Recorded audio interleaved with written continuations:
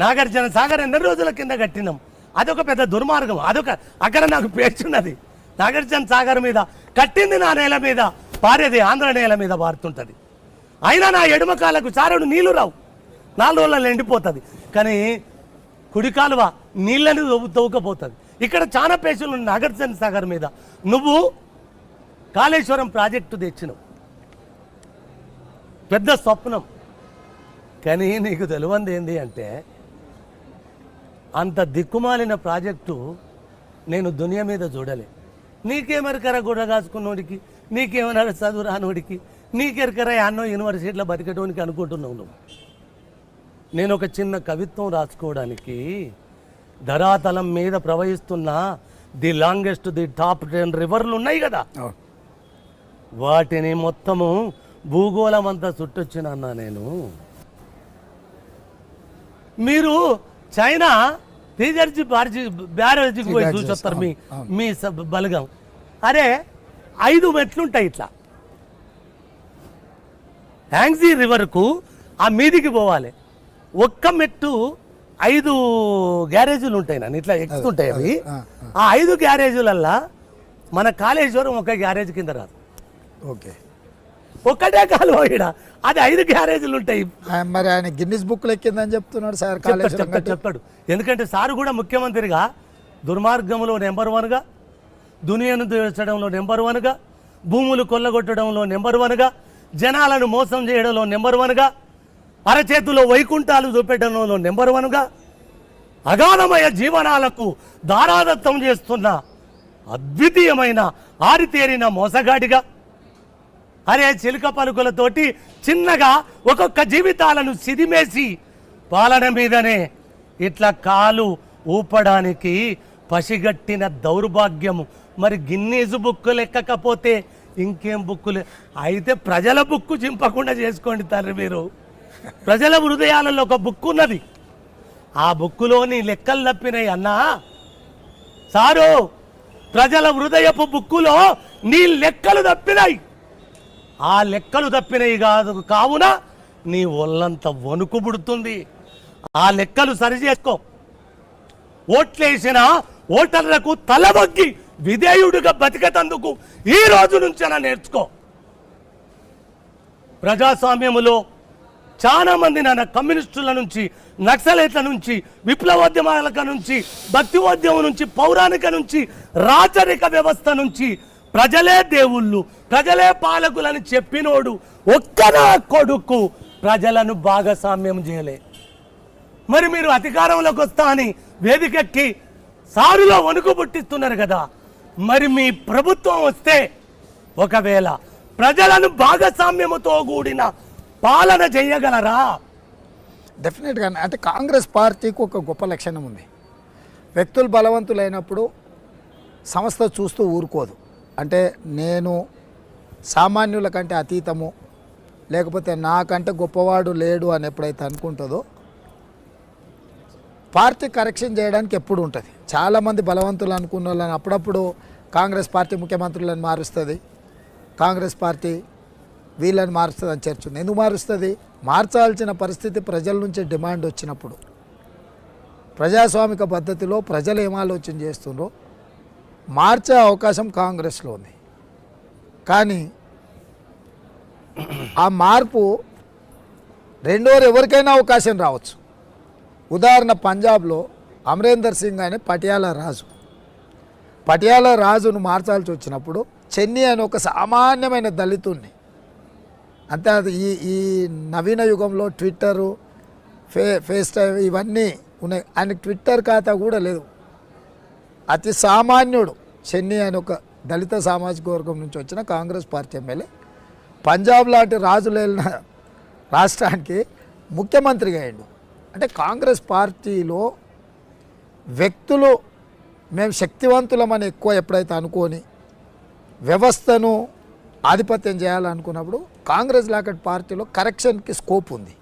So కాంగ్రెస్లో ఎవరమైనా, నేను కావచ్చు, ఇంకొక ఆయన కావచ్చు, ఈ ముందుకు వెళ్ళే క్రమంలో మేము కొంచెం లైను దాటి వ్యవహరిస్తే మమ్మల్ని సరిదిద్దడానికి పార్టీ వ్యవస్థ అనేది ఒక వ్యవస్థ ఉన్నది. ఎందుకంటే 140 సంవత్సరాలలో మీరు చాలామందిని, చాలా ప్రధానమంత్రులను, మేధావులను, అంటే అత్యంత వెనుకబడిన వర్గాల నుంచి వచ్చిన వాళ్ళను కూడా ఆ హోదాలో ఈ కాంగ్రెస్ పార్టీతో సాధ్యమైంది. కాబట్టి వ్యక్తిగా నేను ఏం చేస్తా అనే దాని మీద ఒక చర్చ అయితే, పార్టీ ఎప్పుడు పార్టీ ఓపెన్ మైండ్తో ఉంటుంది. ఇట్లాంటివి ఏమైనా వచ్చినప్పుడు కరెక్షన్ చేయడానికి కాంగ్రెస్ పార్టీ నుంచి మనం ఆశించవచ్చు. అంత మాత్రం నేను చెప్పగలను. అయితే ఒక్కటి నాన్న, మీరు చెప్పింది ప్రజాస్వామ్యబద్ధంగా ఎవరు అవసరం ఉంటారో ఒక రాజునే మార్చిన ఘటన కాంగ్రెస్ పార్టీకి ఉన్నప్పుడు, ఇక్కడ ముఖ్యమంత్రులు ఎవరు ఎందరు అనేది కూడా ఒక అగాధము అభివృద్ధి వినబడుతున్నది, వినేలా చేస్తున్నారు వాళ్ళు. మీరు కూడా ఇక్కడ ఒక క్లారిటీ అనేది ప్రజలకు ఇవ్వకపోతే, ప్రజలకు కూడా ఇప్పుడు వాళ్ళు హ్యాడ్లు కూడా వేస్తున్నారు, వాళ్ళకి ఆ స్వాతంత్రత ఉంటుంది, వేసుకోవచ్చు. ఇప్పుడు కాంగ్రెస్ అధికారంలోకి వస్తే ముఖ్యమంత్రి ఎవరు అనేది కోటి ప్రశ్నల బరువున్నది. దానికి మీరు క్లారిటీ ఇవ్వగలరా? అంటే నేను నా తెలంగాణ తరపున అడుగుతున్నాను. అదే కరెక్టే. నేనేమంటున్నంటే, పిసిసి అధ్యక్షుడు అనే చర్చ వచ్చినప్పుడు కూడా 50 మంది పిసిసి ప్రెసిడెంట్లు అవుతారా అని ఒక చర్చ జరిగింది. 50 మంది అవుతారని చెప్పిన 1000 మంది అభిప్రాయం పార్టీ తీసుకుంది. ఎవరైతే బాగుంటుందా, ఎట్లా చేస్తే బాగుంటుంది అనే చర్చల తర్వాత పార్టీ ఒక నిర్ణయం తీసుకున్నప్పుడు చిన్న చిన్న ప్రకంపనలు ఉన్నా దాన్ని మళ్ళా అంటే దాన్ని నిలబడి ముందుకెళ్ళాం. ముఖ్యమంత్రుల విషయంలో కూడా పార్టీకి ఒక విధానం, ఇప్పుడు ఈయననే అని పైనుంచి రుద్దిండ్రు అనుకో, చూసినావా సీల్డ్ కవర్ ముఖ్యమంత్రి ఢిల్లీ చెప్పారు, వీళ్ళు ఒప్పుకున్నారని. ఇప్పుడు ప్రజల దగ్గరికి వెళ్ళి ఎమ్మెల్యేలను ఎట్లయితే ఎన్నుకోమని ప్రజలకు చెప్తున్నాం, ఎమ్మెల్యేల నుంచి మళ్ళీ ముఖ్యమంత్రి ఎవరైతే బాగుంటుంది అనేది కూడా ఒక చర్చ. రెండవది, కాంగ్రెస్ పార్టీలో సామాజిక వర్గాల కూర్పు ఉంటుంది. ఇప్పుడు నాకు 4 ముఖ్యమంత్రులు ఉండరు, 3 బలైన వర్గాలకు సంబంధించిన వాళ్ళు ఉండరు ఈరోజు. సో కాంగ్రెస్ పార్టీలో దేనికైనా సాధ్యం ఉంటుంది. ఎవరైనా నేను అవ్వచ్చు అనే ఒక ఆస్వాదన, అంటే ఒక వాళ్ళకి అంటే ఒక ఏమంటారు, ఒక నమ్మకాన్ని కలిగించే ప్రయత్నం. ఇప్పుడు రెండవది, ఇప్పుడు వీళ్ళేంది మా పలానా ఆయన ఈయననే అని. నేనేమంటున్నంటే, తండ్రిని మార్చి కొడుకుని పెట్టండి అని వాళ్ళ మంత్రులందరూ కూడా పదే లేవనెత్తిండ్రు. సరే, కుటుంబ అంతర్గత తగాదాల గురించి నేను చెప్పాల్సిన పని లేదు, తెలంగాణ సమాజానికి అందరికీ తెలుసు. సో కాంగ్రెస్ పార్టీలో నిర్ణయం తీసుకున్నంత వరకు అందరు అభిప్రాయాలు చెప్తారు. నిర్ణయం తీసుకున్న తర్వాత అందరూ ఆ నిర్ణయం వెనకాలే నడుస్తారు. ఇప్పుడు ఎమ్మెల్యే టికెట్లకు కూడా 119 సీట్లు ఉంటే 1068 అప్లికేషన్లు వచ్చినాయి. ఎవరికి వాళ్ళు అడిగినరు, చెప్పిండ్రు, రకరకాల ఎవరి వాదనలు వాళ్ళు వినిపించారు, నిర్ణయం తీసుకుండ్రు. 2-3 రోజులు ఇటాటు చర్చ జరిగిన మళ్ళీ వ్యవస్థ అంతా దారిలో పడి ఇప్పుడు ప్రజల దగ్గరికి వెళ్ళడం జరిగింది. నేను మీ ద్వారా అందశ్రీ అన్న, బలమైన నాయకత్వాన్ని, ప్రజలకు మేలు జరిగే విధానాలతోని ముందుకు తీసుకెళ్ళడానికి పార్టీ సిద్ధంగా ఉంది. నేను ఒక్క మాట, నాకున్న అనుభవంలో ఈ దేశంలో చాలా రాష్ట్రాలు వివిధ సందర్భాలలో ఏర్పడ్డాయి. ఆ ఏర్పడిన రాష్ట్రాలకు గాంధీ కుటుంబానికి బలమైన అనుబంధం, కుటుంబ బంధం లేదు. తెలంగాణ మాత్రము చాలా ఒడిదుడుకుల మధ్యలో ఒక కఠినమైన సందర్భంలో సోనియా గాంధీ గారు అంటే చాలా ఏమంటారు కన్సర్న్తో ఈ నిర్ణయం తీసుకుంది. సో ఆ కుటుంబం పదే ఏ రాష్ట్రంలో మాట్లాడిన అంశాలు సోనియా గాంధీ గారైనా, రాహుల్ గాంధీ గారైనా, ప్రియాంక గాంధీ గారైనా, ఈ తెలంగాణ ప్రజలతో మా బంధము ఇది కుటుంబ బంధం.